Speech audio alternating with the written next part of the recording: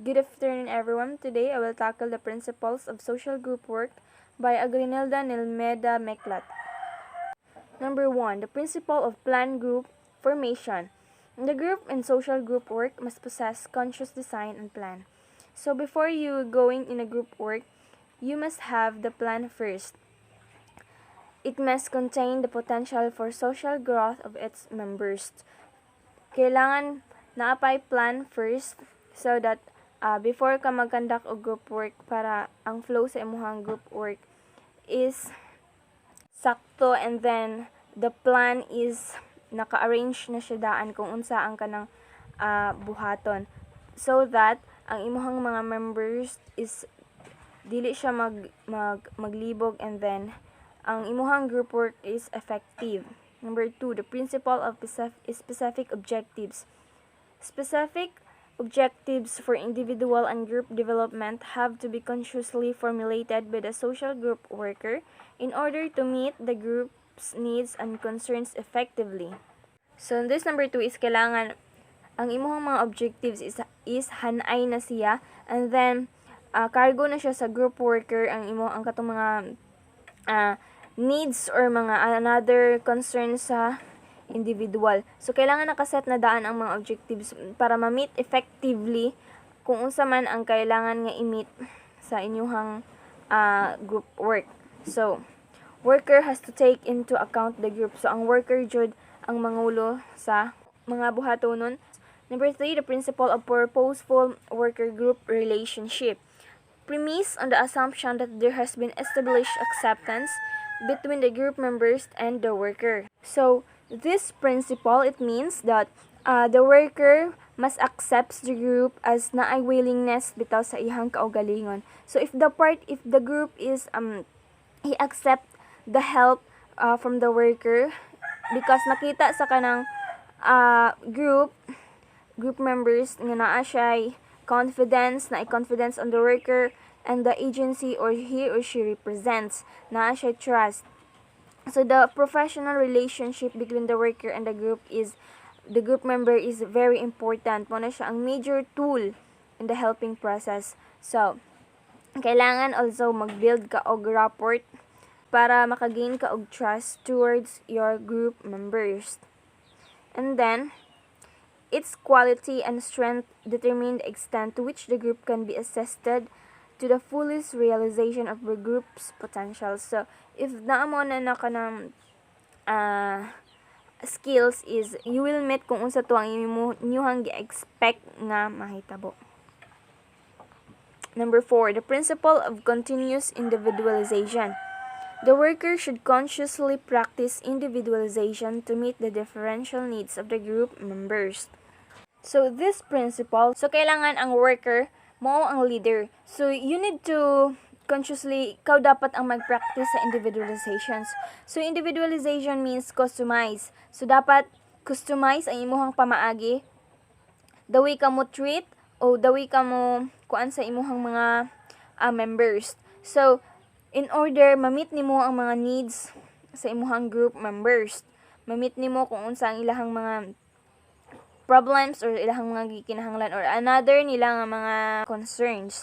So number 5, the principle of guided group interactions. The worker should consciously operate on the principle that his or her role in the social group work process is to release and facilitate the interaction among the members rather than minimize or subdue it. So this principle number 5, the worker here is ang iyang role is mag-operate siya sa members, mag-operate siya sa iyang members, mag-facilitate siya during the group work interactions, mao na iyang role. Dili kay kanang mag-minimize siya or mag-subdue sa kung unsa to ang kanang mga dili mao nga kanang dili dapat buhaton during the group work process. So number 6, the principle of democratic self-determination. Anchored on the belief that groups have the right to make choices and that they are endowed with the capacity to make decisions. So here, it really believes nga every people is have their own rights kung unsa ang ilahang pilion nga ilahang decisions. They have their own capacity nga maghimo silang decision because ilahang kaugalingon ang magbuot because sila ang nagdala sa ilahang self. Then individuals and groups can develop to assume social responsibility if they are given opportunities to experience performing responsible tasks. So, if both members and the worker will work together, they will create healthy helping relationships, or a group work process is successful. Number 7, the principle of flexible functional organization. Flexibility is needed in formal organization so that it can be adaptive to any change that may arise. So, the group should be able to modify their form or organization and make necessary changes as it evolves in their level of development. Number 8, the principle of progressive program experience. So, it emphasizes here the needs for the groups to engage in program experiences at the level of the member interest, need, experience, and capacity. So, here, the principles of progressive program experiences, ang kailangan, mo-enter ka na group or mo-engage ka in na program is dapat naa sa imuhang kanang kusa jud nimo nga mi-enter ka because of your interest, interesado ka, then needs nimo, then you have your capacity nga mo-enter jud ana. It should also progress in relation to developing competence of the group.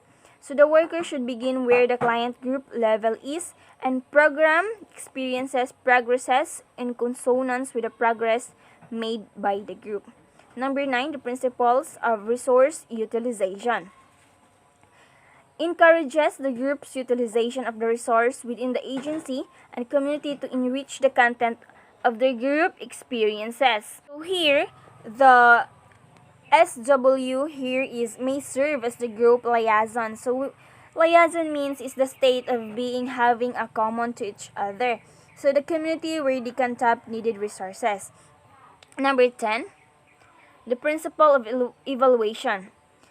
Evaluation of the process in attaining the goals and objectives and its outcomes is a standard operating procedure. So the standards here is, ang inyong yung goal is makabot ang katong mga objectives kung unsa to ang inyong kailangan nga ikuan sa inyong group work processes. The evaluation mo na ni siya ang last. So here in social group work, evaluation should be done by the group. So by group jud siya and the social group worker after every group activity. The process records of the social group worker would be a good reference material for learning and research.